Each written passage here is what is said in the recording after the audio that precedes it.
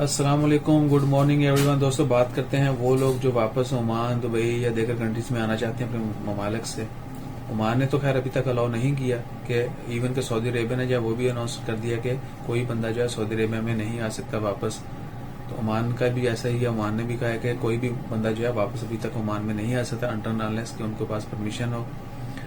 तो दुबई ने जो है इंडियन गवर्नमेंट जो है उनके साथ एग्रीमेंट किया 15 दिन का। 15 दिन के दौरान जो है वो इंडिया से लोग वापस दुबई आ सकते हैं। स्पाइस जेट, एयर इंडिया और एक एयर इंडिया एक्सप्रेस, ये फ्लाइट्स जो हैं वो इंडिया से आएंगी दुबई के लिए, और तो लोग जो है इंडिया से वापस दुबई आ सकेंगे। 15 दिन का दौरानिया है, 15 दिन का एग्रीमेंट है दुबई गवर्नमेंट और इंडिया गवर्नमेंट का। और इंडिया से लोग जो है 15 दिन के दरमियान जो है वो वापस दुबई आ सकेंगे।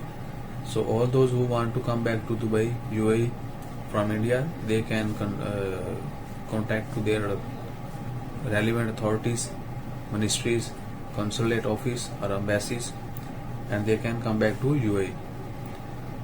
और ये 15 दिन का ड्यूरेशन होगा और डिफरेंट एयरलाइंस ने डिफरेंट लोकेशन के लिए अपनी जो है वो अनाउंस की है। तो इंशाल्लाह खैर, अपना ख्याल रखें।